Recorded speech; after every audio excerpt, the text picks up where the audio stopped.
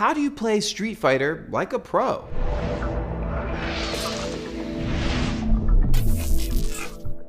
There's no mistaking Street Fighter's huge cultural imprint. The game has sold over 35 million copies, and it's raked in over $1 billion in quarters from arcades alone. On July 17th through 19th, it's once again headlining EVO, the huge fighting game tournament in Las Vegas, where we'll be treated to the best players from around the world laying the smackdown. It actually looks a little something like this.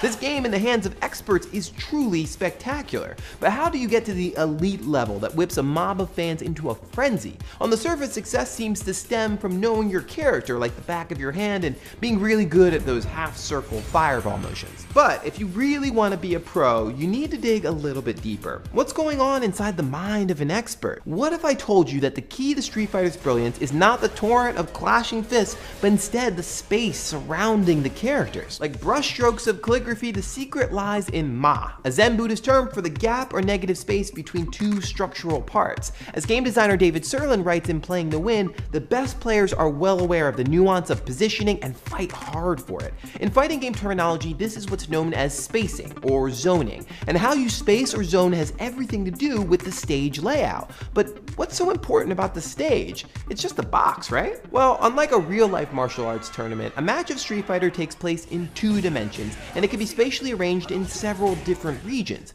The first division is by height. This is what's commonly known as aerials and the ground game. The ground is the domain of roundhouses, wind-up punches, jabs, sweeps, and sonic booms. And aerials are any attack you do while in the air, like a flying punch or a shoryuken. This splits play into 2 halves where both zones must be accounted for. It's like fighting a war on 2 different fronts. The second division is distance, where the screen is divvied up into roughly 5 parts. Fighters in Street Fighter are generally of the short, mid, or long range variety. These segments serve as guideposts to line up your attacks. For instance, Zangief with his arsenal of bear hugs wants to get close. Chun-Li's swift long legs excel at mid-range, and Dhalsim with his Laffy Taffy arms is more comfortable across the room. The idea is to find a sweet spot that complements your air and ground game while nudging your opponent out of theirs. This makes the game spatially complex, like in shogi, how the game flows between ideal positions for defense and attack. As the writer Arthur Kessler has said, when a chess player looks at the board, he does not see a static mosaic, but a magnetic field of forces charged with energy, which sounds a lot like M. Bison's Psycho Power. But that's still a bit abstract, right? How does this tango of good and bad space play out in an actual match? To find out, let's zoom in on the first 9 seconds of gameplay. And what better way to illustrate this than with a classic showdown, Ken versus Ryu. I'm ready for you. Bring it on.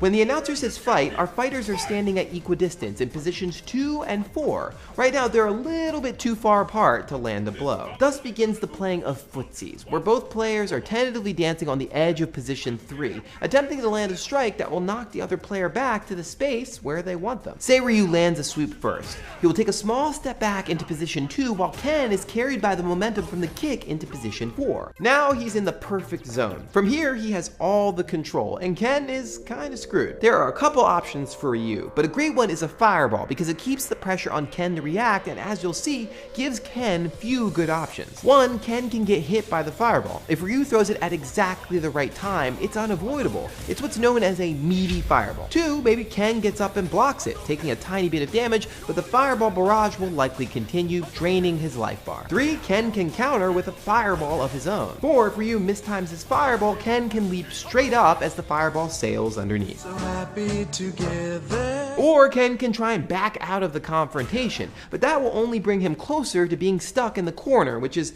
like Street Fighter purgatory. But in any case, he will be a step behind Ryu, who now has Ken under his thumb. Let's say Ken tries something radical and does a jump kick over the fireball towards Ryu. Seems like a good idea, right? But at this range, he's dead in the water, or air as it were, because Ryu is standing at exactly the right distance to pulverize him with a Shoryuken. This would knock Ken back, and the whole situation would just repeat. Oh. However, the trap backfires if they're standing at the 2 and 4 neutral position when Ryu throws the fireball. That is too close, and Ken can connect with a flying foot to the face before Ryu has time to launch into a dragon punch. Voila. Of course, the game is way deeper than what I'm going into. We're just scratching the surface. There are all sorts of high-level techniques, and the game's huge cast of characters each vie for their own agendas with space. This hidden war over turf not only makes Street Fighter a great game, but it turns its players into artists who are performing principles of artistic composition, like balance and rhythm and movement and contrast. Or you can just play like me and button mash. Also a valid strategy. So what do you think? Have you ever used spacing or zoning techniques in Street Fighter, or do you notice them when you watch other people play? Hash it out in the comments, and if you like what you saw, please subscribe. Major props go out to Patrick Miller's ebook, From Masher to Master, which we used as a major source in creating this episode. If you found it interesting at all, you should check it out. We'll link to it in the description. I'll see you next week.